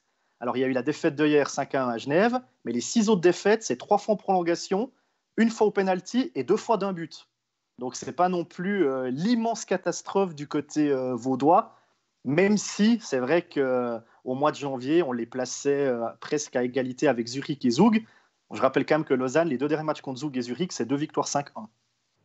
Mais au final, ça manque de finition, mais au papier, c'est quand même une défaite. Même s'il était proche, oui. Être près de gagner, c'est pas une victoire. Oui, mais c'est pas des catastrophes moralement. Non, mais en play-off, là, c'est souvent des matchs qui vont jouer. Ah oui, en play-off, en play-off, ça va être des matchs qui vont jouer sur un but. Il faut que tu les gagnes, ces matchs-là.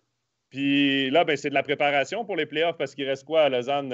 Ils ont 37 matchs, 38 matchs? Non, ils ont 38, il en reste 14. 38, donc il en reste 14. Là, c'est la préparation aux playoffs parce que Lausanne, c'est une question de temps avant qu'ils soient qualifiés pour les playoffs. Moi, je l'espère du moins.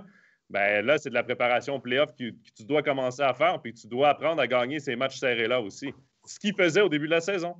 C'est vrai. Après, il y a autre chose qui, moi, m'a un petit peu dérangé. On en a parlé mardi, Stéphane, lors du match contre Fribourg. Il n'a pas fait de tournus pour les gardiens. Alors certes, il y a le match que Bolshauser a manqué pour une petite blessure, mais Stéphane, sur les 7 derniers matchs, il en a joué 6. Bolshauser en a manqué 1. Barberio, je crois qu'il les a tous joués. Roth, il ne joue plus. Il a encore un étranger en attaque de réserve. Bon, là, il y a Emerton qui apparemment s'est blessé hier. On n'a pas de nouvelles de savoir comment va le Canadien. Il a rejoué après, je crois. Il a rejoué après, peut-être. Okay, j'ai pas fait attention en suivant le match. Mais il y a de quoi aussi reposer ces éléments-là. Alors, c'est clair, pour les joueurs suisses, c'est un peu plus compliqué en ce moment. Mais pourquoi est-ce qu'il ne fait pas, au-delà du tournus des 4 attaquants étrangers, pourquoi est-ce qu'il ne repose pas non plus ces éléments qui sont importants? Parce qu'il y a encore 14 matchs en 4 semaines. Tu parles des gardiens, essentiellement. Les gardiens, Barberio... Barberio était blessé à l'épaule. Il a raté des matchs. Peut-être qu'il n'est pas si usé que ça. De toute façon, il est habitué au rythme de l'Amérique du Nord. S'il me sort une défaite qui est fatigué, wow. Non, c'est ça. C'est ce qu'il a dit. Il a déclaré. Lui, non, mais ça peut être la fatigue mentale, tu vois, d'enchaîner des matchs à 25-30 minutes. C'est clair que là, les étoiles ne sont pas alignées pour Lausanne. Il y a eu le COVID. Il y a eu des joueurs qui ont eu des séquelles du COVID. On a vu Malguin qui a raté des matchs avec ça. Ils sont venus, ils ont cumulé les matchs. Hudon ne joue pas de chance non plus. Il a été blessé 2 fois. Il a eu des COVID, machin. Donc, les étoiles ne sont pas alignées pour Lausanne. Puis là, ils doivent cumuler les matchs au maximum jusqu'à la fin, un peu comme Berne. Donc là, ils ne vont pas se présenter en play-off dans les meilleures conditions. C'est comme ça. Ça fait partie des aléas du sport. Ma foi, c'est comme ça. Mais moi, je regarde l'alignement de Lausanne hier qui était à Genève. Genève a joué un excellent match. Il a mérité sa victoire. Il ne méritait pas forcément la victoire vendredi, mais dimanche, Genève a été très bon. Mais ce Lausanne-là est quand même solide, les gars. Et je pense que... Oui. Écoutez, tu as 2 bonnes lignes, tu as une checking line avec Allman qui a du poids, avec Douai puis Boson qui peuvent du poids. Non, mais c'est qui peuvent jouer physique. Tu as quand même Froidevaux au centre de la 4. Excusez-moi, Froidevaux, c'est un bon joueur de hockey, là, au centre d'une 4e ligne. Je dis, bon, tu es obligé de mettre Schneeberger à droite, c'est à 4, c'est pas terrible, mais quand même, moi, je pense que c'est la meilleure brigade défensive de la Ligue au niveau des défenseurs. Ils sont gros, ils sont grands, ça peut jouer physique. Il y a du punch à l'attaque avec Frick, avec Barberio. Moi, je pense qu'ils sont dans une mauvaise passe. Mais j'ai trouvé que cette semaine, les 2 matchs qu'ils ont joués mardi et jeudi, pour les avoir commentés, c'était pas mal du tout. Hier, un petit peu en dessous, mais c'était 2-1 au début du 3e tiers. Il y a Malgin qui a pas chopé 3 punitions de suite. Ça a coûté 3 buts, plus ou moins. Et puis, la messe était dite. Mais même si Genève a été les meilleurs, Lausanne n'était pas non plus largué. Donc, le score est plus sévère que le match laisse penser. Ouais. Mais ça reste l'indiscipline aussi là, qui a coûté cher à Lausanne. Mais c'est Malgin. Malgin, ça marche un peu moins bien pour lui. Là. On sent un petit peu de la frustration. Il essaie d'en faire un petit peu trop. Mais ça reste, Lausanne, comme tu dis, Steph, ça reste une équipe de top 4. Ça reste une équipe que quand tu regardes l'effectif, tu fais « Wow, cette équipe-là ». Donc, c'est une question de temps avant que les victoires reviennent. Mais pour revenir à ta question, Pascal, de repos, moi, je pense que tant qu'ils n'ont pas une petite flèche verte à côté, qu'ils n'ont pas le nom en vert, tu ne peux pas te permettre vraiment, en sachant qu'au final, oui, ils ont des matchs en main. Oui, quand tu regardes le classement point par match, là, ils montent en flèche au classement, mais reste que ces matchs-là que tu as en main, ils ne sont pas joués et ils ne sont pas encore gagnés. Ils ne sont pas gagnés. Donc, tant qu'ils ne sont pas gagnés, tes matchs en main, ça reste du vent. Pour l'instant, ce n'est pas du concret. Il faut que tu les gagnes quand tu as gagné tes matchs en main, puis que là, tu as une avance au classement. Moi, je vais te poser une question. Je vais te poser une question embêtante. Là. Tu dis que tant que tu n'es pas en vert sur le fameux télétexte au classement, tu ne peux pas donner congé à tes meilleurs joueurs. C'est ça que tu m'as dit? Ben, tu peux, mais c'est moi, ça que tu as dit ou non? Moi, si je suis coach... La question que je vais te poser, c'est pourquoi Fribourg a posé Vera vendredi? On va en parler juste après, Stéphane. Ah, OK.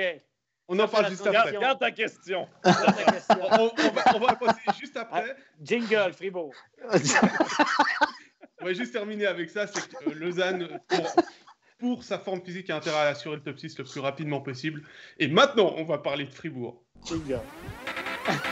Et justement, cette question que tu viens d'évoquer, Stéphane. Joe, réponds-y, je t'ai pas oublié. Vas-y, OK. Vas-y, Joe. Pourquoi Béra est au repos vendredi soir alors qu'il n'y a pas de match avant vendredi prochain? Explique-moi ça. Fribourg est en vert pâle déjà, donc les pré-playoffs sont assurés. Niveau match, là, ils ont 43 matchs de jouer, il leur en reste 9. La saison est presque écrite pour Fribourg. 76 points, ils ont une belle avance au 3e rang. Ça serait catastrophique de les voir descendre parce que ça revient à... Davos est à 65 points pour qu'ils passent devant ou bien. C'est pratiquement impossible. Il faudrait qu'ils gagnent tous leurs matchs puis que Fribourg perde tous leurs matchs. Et il y a une chose, le gardien, oui, physiquement, là, peut-être que Béra avait un petit ennui, on lui donne un repos parce que là, c'est 2 semaines presque de congé pour Béra. Mais mentalement, un gardien, il a été surtaxé, Béra. Puis il y a des fois dans Béra, dans son jeu, quand tout roule pas parfaitement, tu vois des signes de frustration. Quand il se fait marquer un but, les épaules qui lèvent, ce genre de les coups d'œil qu'il lance parfois ici et là. C'est un bon gardien. Souvent, les bons gardiens font ça quand ils jouent avec la frustration. Ben, donne-lui un repos mental. Le repos mental pour un gardien est souvent aussi important que le repos physique. Parce que c'est entre les deux oreilles un gardien. C'est une bébite particulière, un gardien. Ben, c'est peut-être pour ça qu'ils lui ont donné. Toi, j'ai pas la réponse. Mais... Jonathan, tu étais gardien, toi, hein? Non, moi, j'étais défenseur. J'ai toujours voulu être gardien. C'est pour ça que j'étais un peu spécial. Ah, t'es pas une bébite. Moi, je suis d'accord avec ça, mais juste vite sur Béra. Béra, au mois de janvier, je l'ai dit souvent, son body language était mauvais, il était impatient, fâché, etc. En février, on n'a pas vu ça, les gars. En février, je pense qu'il y a eu un travail qui a été fait avec lui. Il dirait, quand tu es notre meilleur joueur, si tu commences à faire des singeries devant le but, puis être frustré, puis que tu es notre meilleur joueur, ça ne donne pas un bon signal à l'équipe, puis tu es ta canne sur le goal, etc. Et Béra, en février, a été beaucoup plus serein. D'après Olivier, dans le chat, il nous dit que Christian Dubé, dans une interview, a dit qu'il y avait une petite blessure pour Reto Berra et c'était pour ça qu'il l'a laissé. C'est vrai que tu étais au match vendredi avec Bruno. Bruno est allé en renseignement. Sur la feuille de match, il s'est marqué blessé. On a dit non, c'est plutôt du repos. Maintenant, on le sait. Disons qu'il repose, une blessure. Il repose une blessure, voilà. La communication des clubs, ils nous disent ce qu'ils veulent aussi sur l'état de santé des joueurs. C'est ça qu'on va prendre aucun risque avec Berra à ce stade. Mais non, c'est ça. Non, mais c'est logique. Ils n'ont plus besoin de points, Fribourg. Enfin, plus besoin. Si, quelques-uns. Mais je veux dire, ils sont assurés du top 6. Alors après, évidemment, ils ont envie d'être le plus haut possible parce que c'est toujours mieux d'être 2e ou 3e du classement que 4 ou 5. Mais les équipes de National League, c'est tellement serré qu'en quart de finale, que tu joues Genève, Lausanne ou Lugano, je pense pas que ça change énormément. Hein. Moi, je préfère choper bien Davos que Genève ou Lausanne. Hein. Oui. Ou quelqu'un qui sortirait des pré-playoffs, qui aurait de la forme, par exemple un Berne qui réussirait à accrocher la 10e place et puis à enchaîner. Ouais, mais sur pour choper une Nicolas, équipe bon, de mais- pré-playoff, il faut finir 1 ou 2. Hein. Exactement. Ouais, De toute c'est ça. façon, Mais- de toute façon, peu importe, il y a de la parité dans cette ligue-là, peu importe qui C'est t'affronte, ça. tu peux toujours perdre. Mais ça serait quoi la catastrophe à Fribourg de perdre Berra? Ben, c'est de le faire jouer avec une petite blessure, que la Donc, blessure exactement. augmente, C'est ça. Donc, et puis que tu le perds complètement. Voilà. Moi, il y a une ampoule au pied, je le repose. Ah oui, Tu oui, ça, c'est comprends? sûr, alors. Peu importe C'est pour ça que là, tu n'es pas venu bosser la semaine passée. Retire tes paroles, j'étais en studio mercredi. Avec t'étais une en ampoule. studio. Mais on t'a pas vu les pieds, hein? T'étais assis toute la soirée. Voilà. C'est bon. Moi qui étais au studio, il a une immense poche de glace. Non, je déconne. Non, mais c'est clair. Berra Hughes est pas mauvais. Il l'a montré, même contre Genève. Il a des petites erreurs de placement, mais il fait des arrêts. Il a réussi des gros matchs aussi. Quand Berra est remplacé contre Davos, le match que j'ai commenté avec les 13 buts que Fribourg gagne en prolongation, il leur a donné la chance de gagner, clairement, puisqu'ils ont été chercher la victoire. Mais c'est pas lui qui va les mener en playoff, c'est pas lui qui va leur permettre de gagner une série de playoffs. Ils ont besoin de Reto Berra et effectivement, s'il est légèrement blessé, s'il faut encore le reposer la semaine prochaine, vendredi contre Genève, moi je le laisse aussi au repos. Et mine de rien, ça donne des matchs à ton deuxième. Ouais. S'il a besoin de venir en relève, que ce soit d'ici la fin de la saison ou en playoff, ben, il est beaucoup plus confiant aussi. Exact. Win-win. Ouais. Win-win-win-win-win. Vu qu'on a fait apparemment le tour de la question, puis qu'à part Simon qui nous dit qu'ils ont intérêt à viser les places 1 et 2 avec la formule actuelle, mais bon, on en a un petit peu déjà discuté, je vous propose d'aborder notre dernier club, c'est-à-dire Genève Servette. Et Genève Servette qui avait reçu une mission de ses supporters avec une banderole déployée vendredi dans la patinoire qui disait simplement qu'il fallait gagner les 2 matchs du week-end pour s'installer au sommet de la Romandie. Bon, au niveau du classement, c'est pas le cas. Mais est-ce qu'on peut dire mission accomplie par les Genevois qui ont gagné contre Fribourg et contre Lausanne? Alors, tu l'as dit Stéphane, pas forcément avec la manière, enfin, c'était pas forcément le match qu'ils auraient dû gagner quand on regarde le match contre Fribourg, mais malgré tout, ils ont gagné 3-0, blanchissage pour des clous. Hier, c'est Monzato qui est dans la cage, il fait le job aussi. Est-ce que Genève a accompli sa mission? Oui, clairement. Pour le coach, là, il se lève ce matin, ils vont 6 points ce week-end, on avait quand même 2 bons adversaires. Même si vendredi, la manière n'y était pas, Fribourg aurait mérité beaucoup mieux. Là. Fribourg a outshooté Genève 41-20, quelque chose comme ça. Puis la domination était là. Fribourg a joué un excellent match, a été mal payé, mais Fribourg s'est fait servir la médecine qu'ils ont servi souvent en début de saison, c'est-à-dire dominer. Ils se sont fait dominer puis réussi à gagner. Bien là, c'est Genève qui leur a fait le coup. Comme quoi, ça finit par s'équilibrer. Il y avait le deuxième gardien dans la cage sans rien enlever à Genève. Il y en a 2 buts là-dessus. Je pense que si c'est Berra qui est dans le but, je pense qu'elle ne rentre pas. Voilà, ça change aussi pas mal de trucs. Mais ils ont gagné. Ils étaient restés sur 2 défaites. À Berne, ils avaient relativement bien joué. Ils avaient perdu. Donc voilà. Mais cette équipe de Genève-là, moi, je pense qu'elle demeure un petit peu en dessous de ce qu'on pourrait attendre, un tantinet, mais elle demeure, ça demeure très, très, très solide à beaucoup de points de vue. Et il n'y a pas Tom Ernest ces temps, parce qu'on s'entend que sans Tom Ernest, ce n'est pas la même équipe. Il n'y a pas Morer à défense. Il y a beaucoup plus de temps de glace pour le Coultre. Volmin et le Coultre ont tout à coup obtenu beaucoup de temps de glace. Les minutes qu'ils ont données à Morer et Tom Ernest ont été distribuées sur ces 2 jeunes-là. Puis ils ont fait un excellent travail. Volmin et le Coultre, beaucoup plus de temps de glace. On les voit plus. Ils ont fait un excellent boulot. Ils sont tenus leur bout physiquement, d'ailleurs, contre Lausanne. C'était un match très physique hier. Puis physiquement, les 2, sans être des gros gabarits, les jeunes ont tenu leur bout. Et moi, je dis chapeau. Et je répète, Genève, ils ont beaucoup de cartouches avec un gardien qui est dynamique, qui fait sa meilleure saison en carrière, les gars. Faites attention à Genève. Une équipe de Genève qui a été très régulière, parce qu'à part la défaite fin février 7-2 à Lugano et puis mi-janvier, une défaite 2-0 à Ambry, sinon il n'y a pas de catastrophe. Le niveau moyen, il est tout le temps là. Il y a eu le 0-4 à Langnau aussi, en décembre. Ah ouais, il y a encore le 0-4 à Langnau, ouais.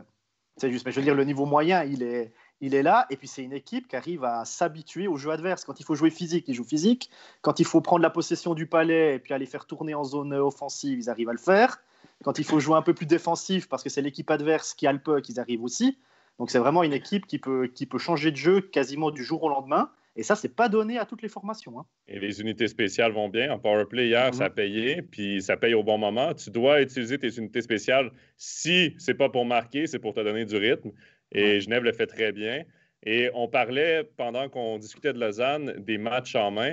Genève vient de gagner 2 matchs qu'ils avaient en main contre des adversaires directs parce qu'ils ont un match de plus disputé que Lausanne, mais au classement, ils ont fait des bons ce week-end. Pourquoi? Parce que tu bats Fribourg, tu bats Lausanne, et là, ils ont quoi? Ils ont 5 matchs de plus à disputer que Fribourg et ils sont seulement 6 points derrière. Donc, mine de rien, ils ont une possibilité là, de 15 points et ils ont besoin de 6 supplémentaires pour passer devant Fribourg. Donc, c'est des points importants pour Genève. Mais là, le match contre Ambry, c'est la bête noire de Genève. Il faudra être capable, du côté de Genève, de vaincre Ambry et que ça ne finisse pas dans une bagarre générale. Voilà. Là, il y a la remarque de Simon dans les commentaires, Joe, que je vais rebondir là-dessus sur ce que tu viens de dire. Mais finalement, il dit les ex sont très bons quand ils restent humbles. Il y a 3 points entre bon et Caen. Il reste sous contrôle. Voilà. Quand ils ne se sortent pas eux-mêmes de leur match. Mais en même temps, demain, ils ont Guillaume Asselin.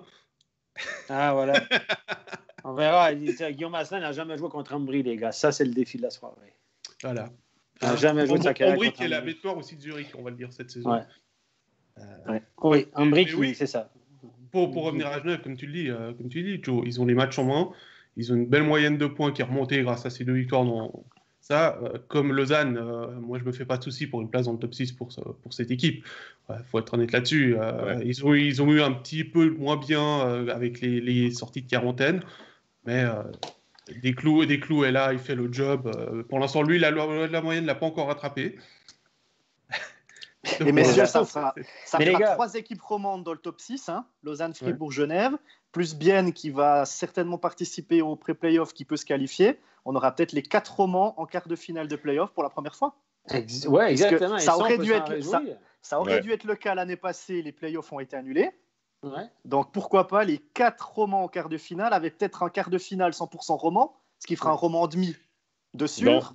Ça peut être sympa. Hein? Jérôme, à la fin de la saison, si ça arrive, on te réinvite à Overtime pour ton coup de cœur, mais cette fois, version pour la National League. OK, ça marche. Le nom des équipes, en fait. Le problème, Joe, en fait, si tu veux, c'est que la dernière journée, c'est le 5 qui est un lundi, donc c'est-à-dire qu'on aurait eu Overtime avant. On espère que le classement il sera quasiment figé à ce moment-là. Mais là, il faudra peut-être décaler notre Overtime, il faut s'ajuster. Ouais, on verra. À moins qu'on fasse des prédictions, puis des paris, etc. Sinon, Jérôme, tu refais le même coup de cœur, puis on fera des voix off par-dessus pour dire le nom des équipes.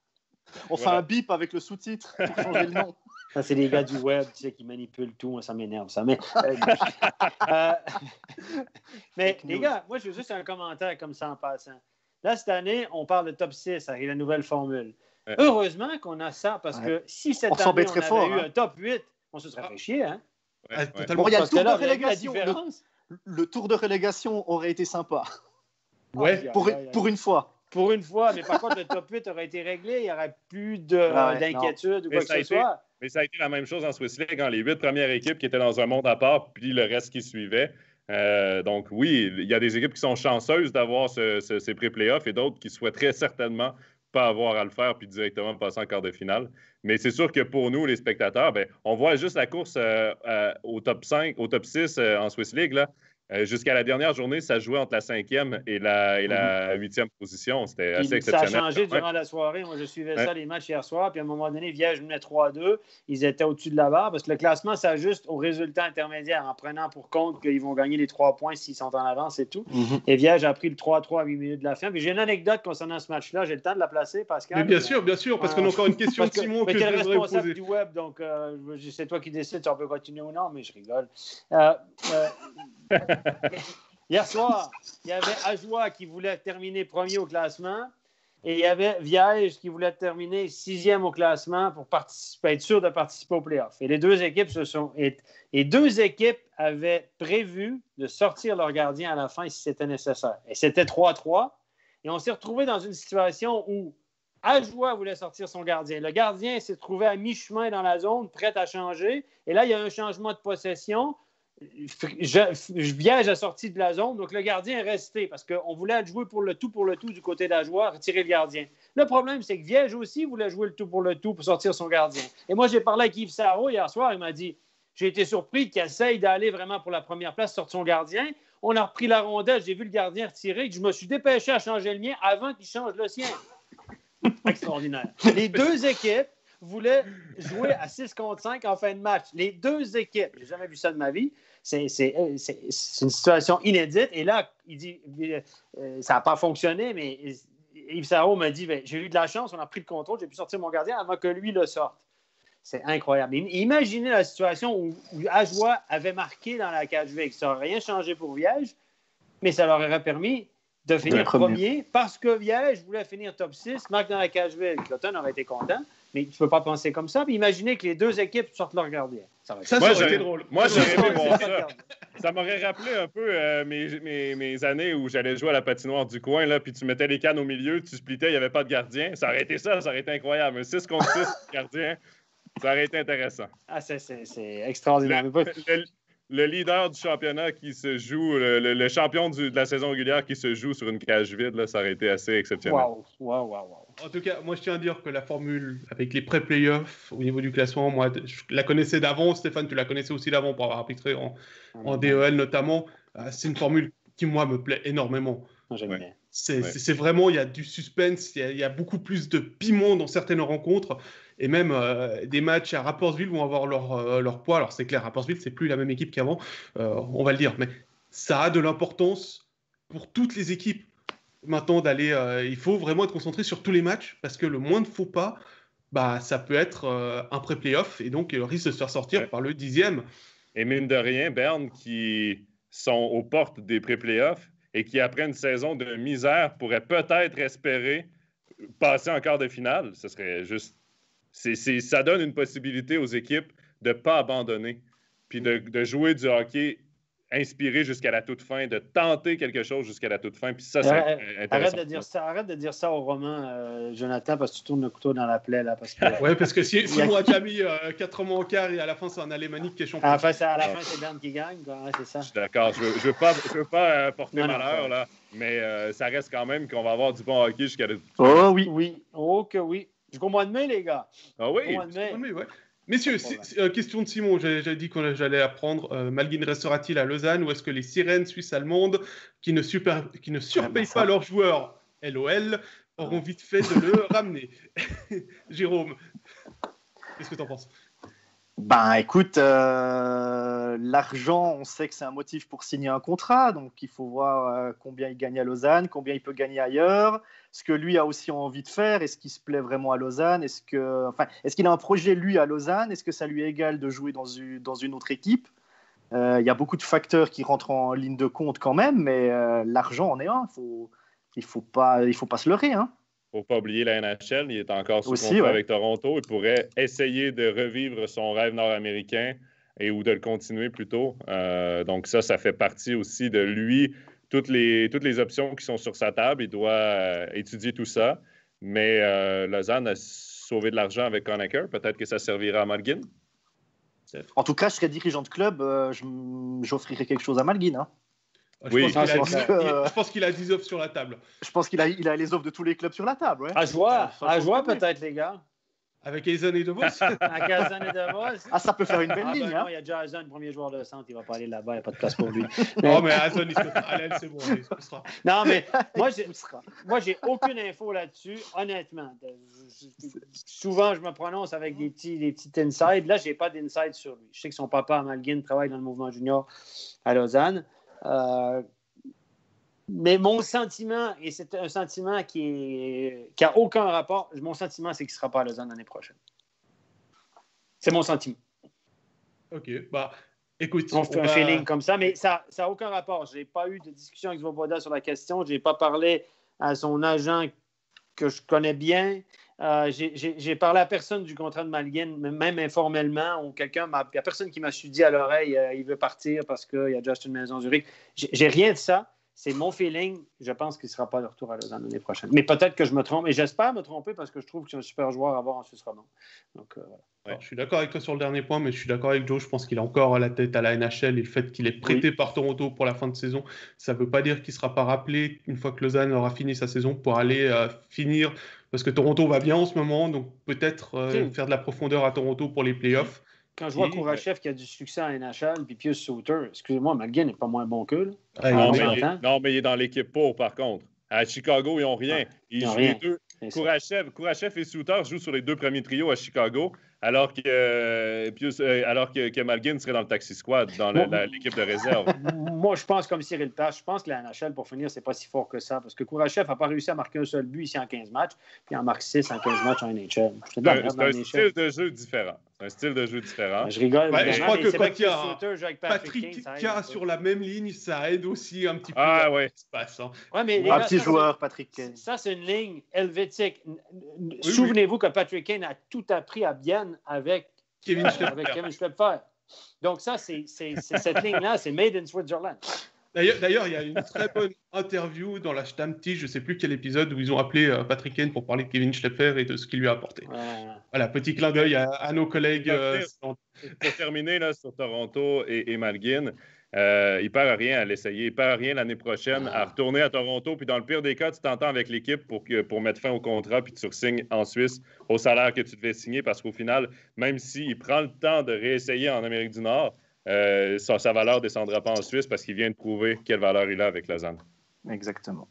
Clairement. Eh ben, ce sera le mot de la fin. Il ne reste plus que l'annonce que j'ai teasée en tout début d'émission. Tout ça pour dire que dès aujourd'hui, vous pouvez retrouver Overtime aussi en podcast audio. Les replays des émissions précédentes sont déjà disponibles en audio sur les plateformes Spotify, SoundCloud et Apple Podcast. Et le replay de celle-ci sera aussi disponible tout prochainement. C'est Jonathan qui s'en occupe et qui va devoir faire ça cet après-midi. Mais on dit la même chose sur le replay, il est le même sur tous les supports. Ou bien? Non, toi, on te coupe parfois. On te coupe, c'est ça. C'est pour ça, j'ai bien pensé, c'est pour ça que vous avez fait tous ces trucs-là pour me couper quelque part. Là. Voilà, c'est aussi pour vous permettre d'écouter ce qu'on dit, les bêtises qu'on raconte dans le train, dans la voiture, au bureau, sans avoir besoin de bouffer la bande passante pour regarder nos visages en vidéo. Jérôme, merci beaucoup. Bon match cette semaine en National League. Jonathan, merci beaucoup. Bon match aussi vendredi. Et puis Stéphane, bon studio parce que tu vas devoir jouer de la tablette cette semaine avec. Exactement, et je m'en réjouis d'ailleurs. Et puis merci à Mickaël qui était en coulisses pour la réalisation de l'émission. Excellente semaine à tous. Bye bye. Ciao. Ciao, ciao.